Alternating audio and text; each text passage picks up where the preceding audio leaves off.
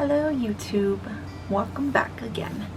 So this is just a video of going over the results that we actually had taken from our blood work for me, his semen analysis number 2, and my HSG testing procedure.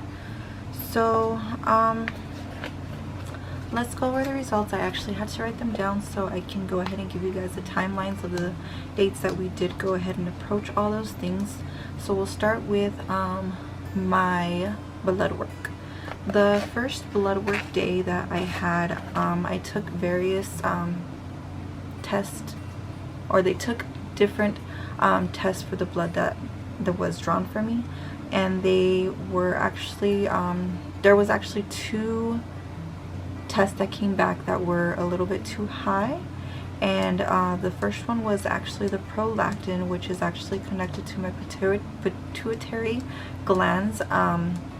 The results for the first time came back at a 49.9, and the highest what should be for a non-pregnant woman was at a 2.3. And my doctor actually wanted to go ahead and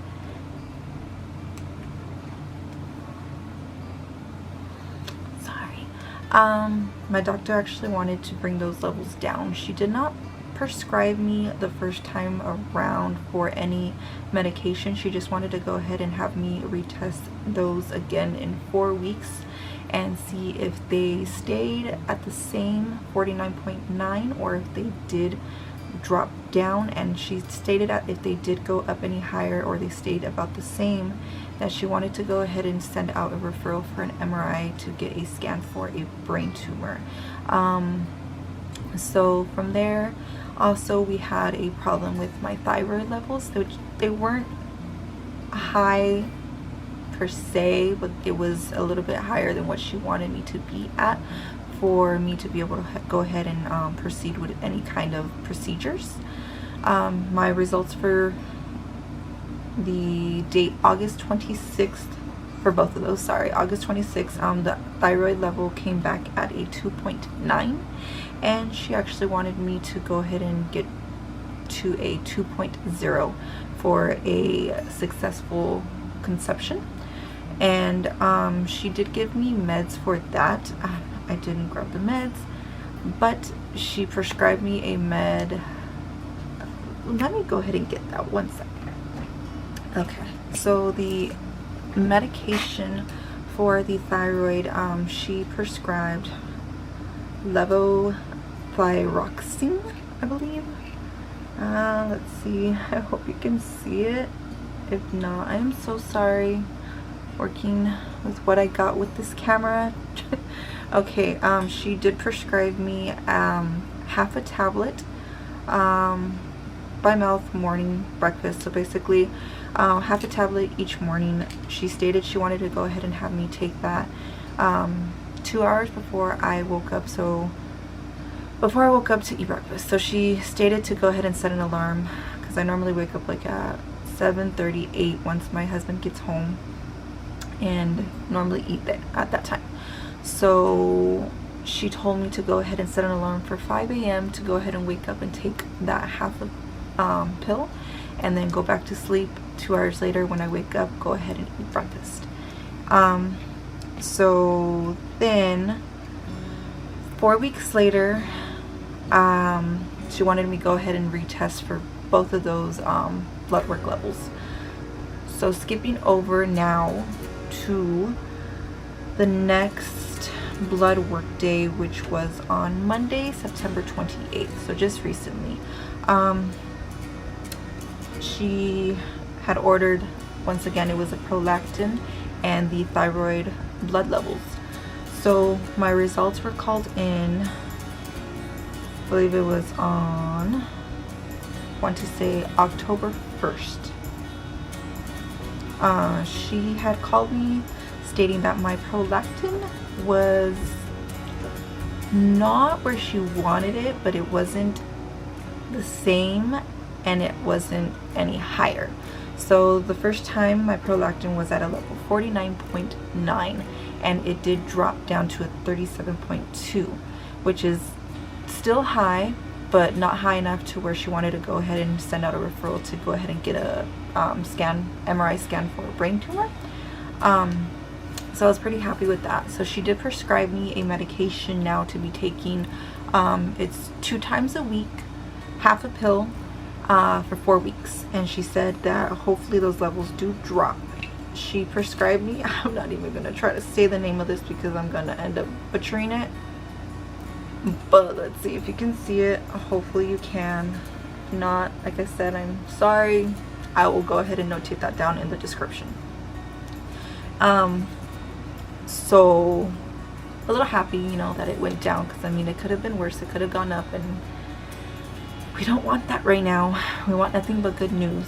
So my thyroid levels for my blood work came back.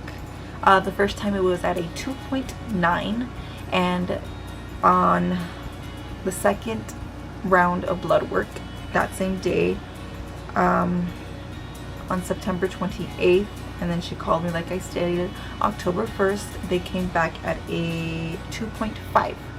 She wants me at a 2.0, so she wants me to go ahead and continue taking the medication that she prescribed me for the levothyroxine, and hopefully from here till the 4 weeks it has dropped down to where she wants it, or close enough to where she wants it. She was very pleased, and I was very, very pleased as well, because dropping numbers is where we're looking at and what we want. So then I also had to do an HSG procedure. Basically it's a procedure that the most painful procedure I've gone through, I can say. They had to stick a catheter through up there. I'm sorry if it's a lot of information, but they had to go ahead and insert a dye and also a contrast.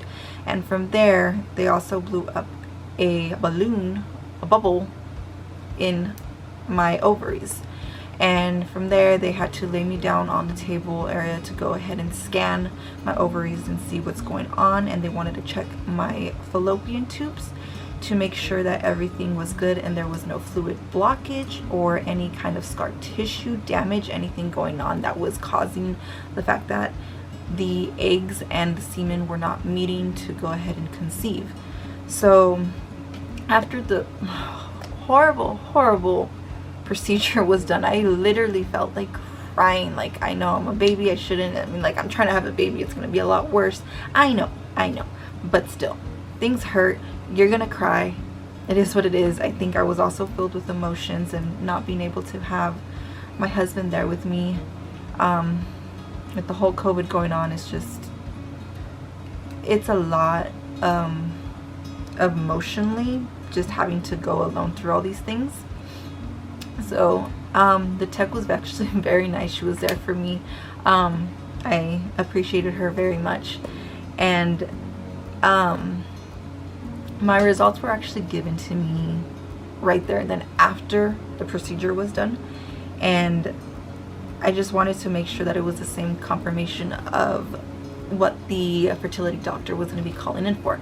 So she actually did call in that same day, on the day that I took my HSG procedure, which was on, sorry, I have it on my board over there.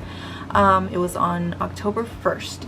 So she called around 2 p.m. with the results, and she did state the same thing that the tech told me after the procedure was done, that my HSG2 test was perfect. It came back normal. She said there was no blockage, that everything should be good to be able to go. They also, the tech also stated, sorry, that it's actually really good because with this whole contrast and dye going through, it cleans the tubes even more, so it gives us a higher percentage to actually go ahead and have a successful pregnancy. The 3 months from basically when the procedure was done, because the tubes are cleaned out even more, so there's a lot of a bigger chance. I believe I read up that it was like a 27 to 50% chance higher rate once that procedure is done. So we're hoping for maybe, you know, strong believer that, you know, we get blessed and maybe don't even have to go through all the rest of this. But, you know, if not, then it is what it is. We can still try, attempt. Maybe we might get lucky with the procedure being done. Sorry. So now to my husband Anthony's results. He did his first semen analysis on, it was August 28th. They called back with the results on September 2nd, and we were really thrown off with the results. It hit us emotionally very, very strongly.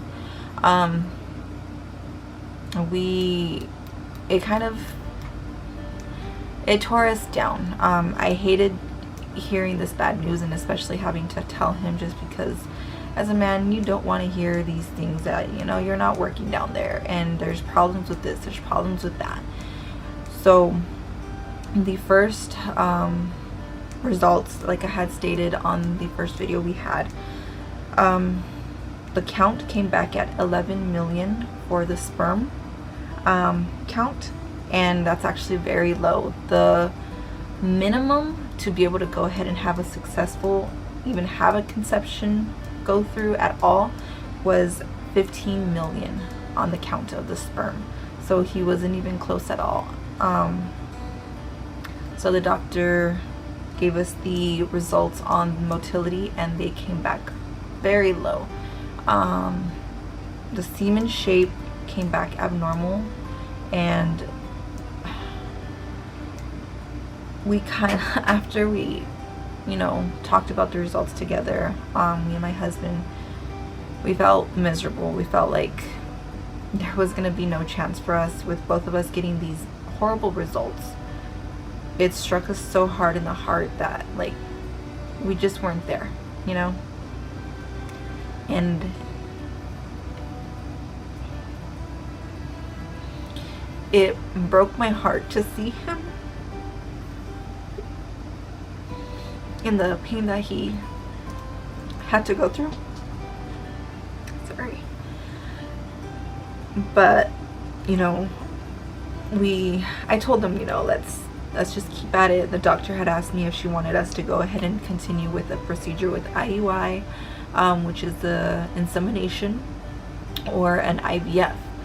And I told her if there was any possible way, if maybe, since I was getting my blood work done one more time in 4 weeks, that if maybe there was any possible way that maybe it was just a fluke on his end, and maybe he was just too tired. And, you know, I just wanted to believe that there was maybe some things that we could fix from here till the next 4 weeks, so he can go ahead and take his second semen analysis. So she did go ahead and send a referral so he can go ahead and get that done again in 4 weeks, once I got my blood work retested as well for the prolactin and the thyroid levels. So weeks passed by, and he retested for his semen analysis work again, which was on Monday, September 28th. And the doctor called back once again that same day for my blood work and that HSG testing on October 1st. His count, like I said, it stated on the last one, was 11 million. Minimum was at least 15 million. Let me just say, I had no hope. I know that's not the way that I'm supposed to be thinking, but it's just with all of these bad results that we were getting and feedback with everything, our hope was very, very, very struck low. We just felt like it was never going to happen for us. So, okay, enough. Results came in for his semen count at, drum roll, a 39 million count, which is perfect.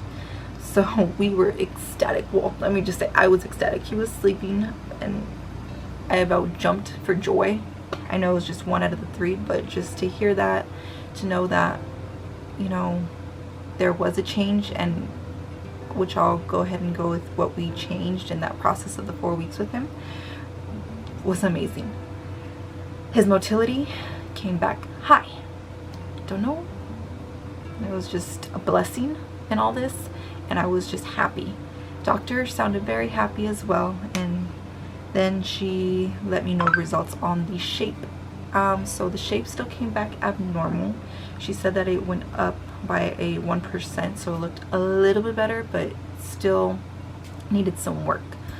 So I was extremely happy to tell him the news, which he was sleeping, works knock shifts, so I didn't really want to wake him, which I still did, but he didn't gather the information until later on. But basically what we had agreed to go ahead from there, when the first semen analysis was collected to the second semen analysis, we agreed that he was gonna need to cut down on his energy drink intake, because as working knock shift, he's always consuming at least 1 a night, which obviously is not good, but it's what kept him up. But he was a trooper. He cut them out completely that whole month, didn't drink any, and I was very proud of him. He completely cut out alcohol for the month, and he is still continuing. Also, I had told you on the last video that he was taking, it was an EU natural conception for men, which is this one. I did not show the bottle on the last one, but he was taking this with the other vitamins that we had, that I had stated. He takes 2 of these every night, like around 8 p.m. And also, I am forgetting one more thing. I'm so sorry. Trying to remember. The meds. Oh, sleep. Obviously, sleep. So, I had made the appointment for a day where he was actually able to sleep that night, instead of coming home and doing his analysis in the cup, being tired, exhausted after an 8-hour shift, you know, coming home 7 a.m. It just didn't work out. So I made an appointment to where he can sleep in on his day off. Then the next morning I made an appointment at around 11 a.m. so it was a lot later than what the first appointment was, so he can actually get sleep and, you know, the sperm somehow be better. I don't know, it just, I was hoping for like the best, that, you know, all those things would help. So he got to sleep. He was taking the Conception for Men vitamins, cut out the caffeine and the alcohol. So hooray, I was thrilled that it all worked out. So she actually stated that she was ready to go ahead and do an IUI insemination with us. She just wants me to go ahead and continue on those medications she prescribed for my prolactin and my thyroid, and in 4 weeks I'm going to go ahead and be testing again to see the results of that. And then from there she wants to go ahead and monitor, get some more blood work, and go ahead and see when my ovulations are going to be happening, so she can go ahead and get that sperm from him, clean it out, get it as close to through my fallopian tube so my eggs can hit and we can hopefully have a successful baby. We are hoping for the best, and it's honestly the best news that we've gotten in a long time. So let's just pray and hope that it doesn't take too many IUIs and we don't have to get to the IVF. But if, you know, worst case is, of course we're going to take anything we can to do anything to get that blessing, because I'm tired and I want my baby. Honestly, I just want my baby. I want to give him what he deserves and just be the family that we've been wanting for a long time. So I'm actually going to go over a few more things, I'm so sorry, that we've actually been doing as well.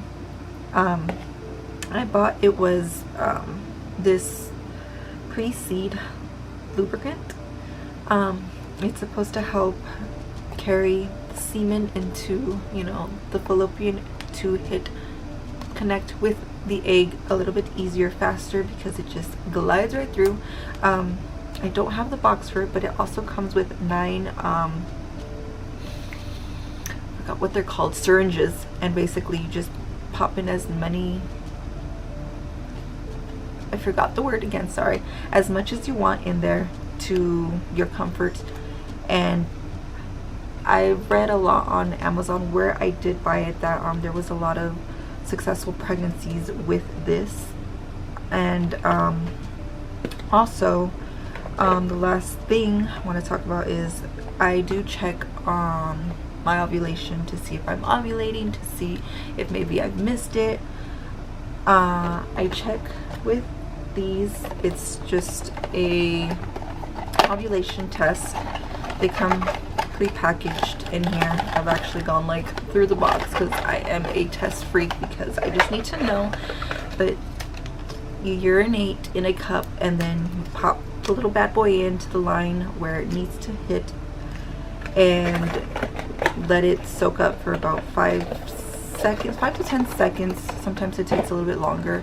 Just leave it out for about, I believe it's 3 minutes, and then the results will be on there. It actually is connected with an app on my phone, and then you can just go ahead and take the picture of the results of it, and you can track your day cycle of where you're at, days past ovulation and all that stuff, or before ovulation.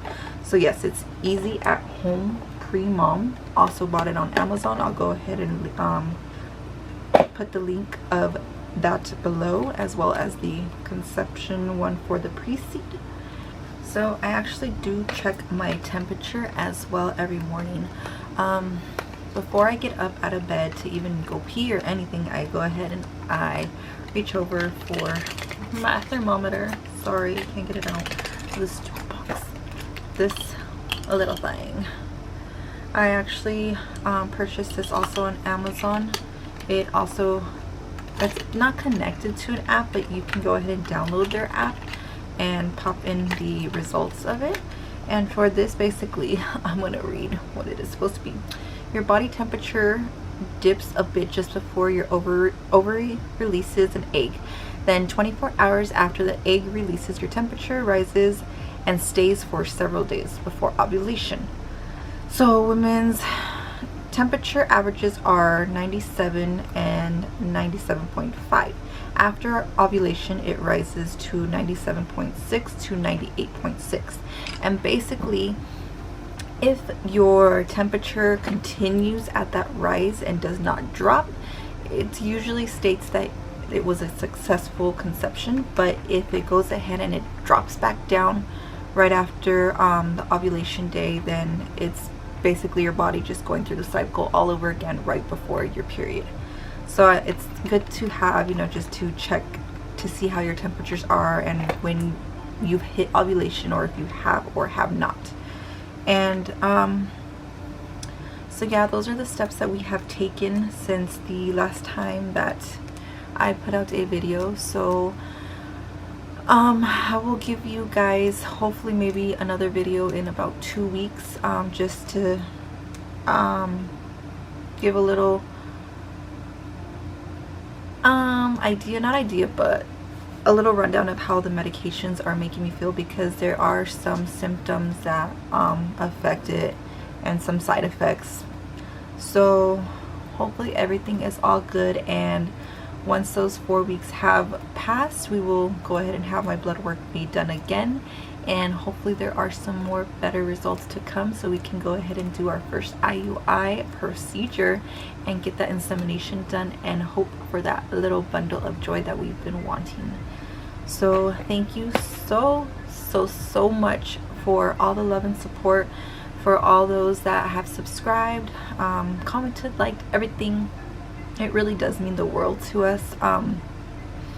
Just knowing that we have those supporters, it pushes us to continue that one more day, and that's what we need. So thank you so much for all the love and support that you've given us once again, and we hope to see you follow along on this journey of hope and love. Love you all.